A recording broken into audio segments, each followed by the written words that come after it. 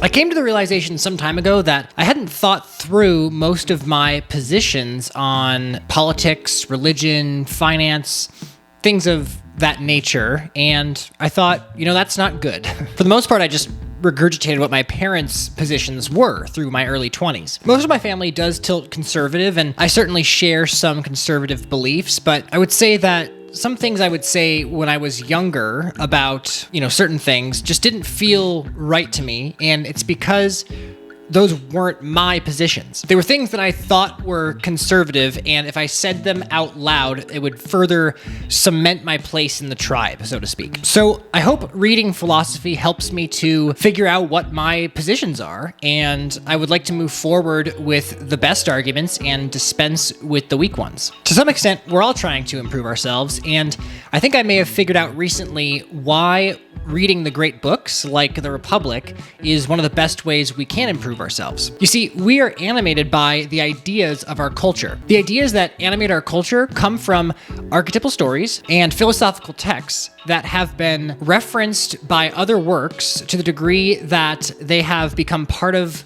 what is known as the Western Canon. Exploring and really wrestling with these works allows us to take ourselves apart, to be rebuilt into something greater. Because an understanding of what animates us is necessary in determining which parts you want to keep and which parts you want to replace. When we're made of the best of what we find through this process, we no longer have to suffer the consequences of the decisions that are made by whatever it is that animates us without this knowledge. Another reason I decided to read The Republic is I've heard that reading great books and philosophy in general helps you to become a better thinker and more articulate. I think technology and specifically social media have made us less capable of deep thought and have undoubtedly shortened our attention spans. In the future, I think that there will be less people who are able to think critically and deeply about something and are able to articulate their positions. In a future where less people can think for themselves, I would like to be somebody who can and can do it well because I've studied the great thinkers. Another reason I decided to read this book is the ideas that animate our culture, the West, are under attack right now. I think the West is something that's worth defending, and I think that reading these books to understand the ideas that the West was built on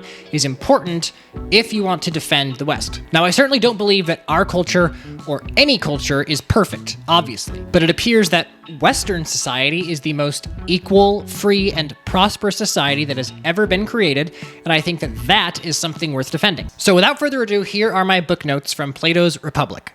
Bottom line is, read a book, people.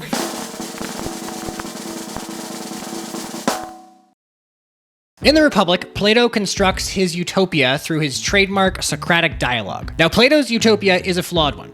It's full of contradictions and ridiculous assertions, but a lot of his ideas influence us today, and it definitely is the footnote for basically all of Western philosophy. It seems to me that Plato's goal in building his republic is to create a just state, one that is formidable and withstands the test of time and all of the challenges that time would bring to its doorstep. It's a resilient state that's built to survive. I think this contrasts the modern conception of utopia, which I think refers more to a world without suffering. Such worlds do not and will never exist. Suffering is inescapable, unfortunately. But we do get to pick how we suffer, so that's something.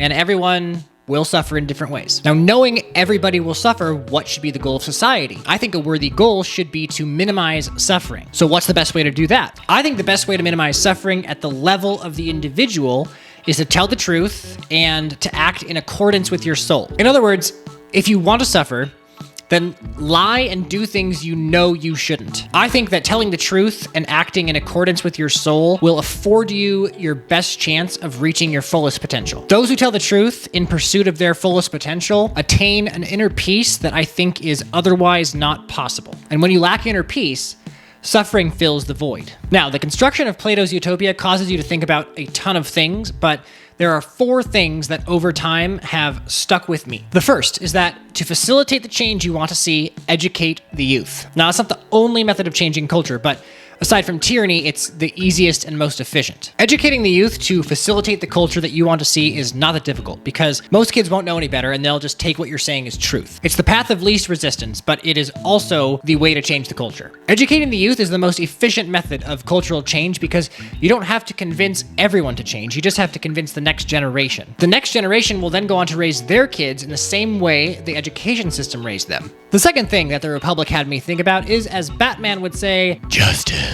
The first two books of the Republic heavily focus on the discussion of justice and defining what the heck that actually is, which then made me ask myself, what is my definition of justice? And my definition of justice is the allowance of truth to manifest. We will never perfect this, the process of justice, because humans are just not perfect. But we can always strive to tell the truth at the level of the individual, which can only happen if each individual is afforded freedom of speech. This will help us get as close to justice as we possibly can. The third concept I took from Plato's Republic is guardians must love their country and want the best things for it. Plato's concept of the guardians are people who will have been chosen at a very early age, possibly from birth, to protect the city and its values. And what's more, what's best for the city must align with what's best for the guardians, to the degree that that's possible, of course. The same should be asked of every citizen in the country, because everybody needs to have a shared love of one thing that unites them. Because how can you have a stable society, keyword being stable, where one half of the people absolutely love the country and the other half of the people would rather see the country deconstructed and rebuilt into something that more unites with their vision? There are things you can be divided over where an overall peace can be maintained, but division over one's home is just not one of those things. The country is something too fundamental to be divided over. Now, before I get to the fourth and final takeaway from reading Plato's Republic, if you wouldn't mind hitting the like button, commenting down below to let me know your thoughts. If you've read the book, I would love to know what you got out of it. There are tons of things that I am not touching on in this video, not by design, but just there's too many things to talk about that would generate discussion, and it's a great discussion to have, so let's put the discussion in the comments, and I'd love to hear your thoughts. And as always, please subscribe to my channel for more content, but let's get to the fourth and final point that I took away from Plato's Republic. Depending on what your goal is in a disagreement with somebody, your strategy should change. If a verdict is left in the hands of a third party, like a jury, then the two sides that are going against each other, all they have to do is say what their side is. You're really not trying to change someone's mind in that sense. You're just trying to best articulate your position, and whoever best articulates their position and conceivably has evidence on their side will win said debate. But if your goal is to come to an agreement with somebody, then your strategy completely changes. You have to define the particulars of the opposing side so you can then find the agreed upon definitions of words, phrases, and concepts. See, America right now is involved in a culture war that does not seem to be dying down at all. I believe this is because both sides are simply stating their argument and then leaving it up to independent third-party voters to basically decide elections. This does absolutely nothing to find common ground. And both sides need to have an honest dialogue, which can only be afforded if each individual has freedom of speech, so we can then find common ground in which to build an agreement. But anyway, those takeaways from the book allowed me to offer a quick analysis of whatever the hell is going on in the West. Not sure if that's exactly it, but that's what makes sense to me. But again, please like the video if you found any value, and comment down below. Let me know your thoughts. Would love to generate a discussion. And as always, please subscribe to the channel for more content, and I hope to see you in the next video. Thanks.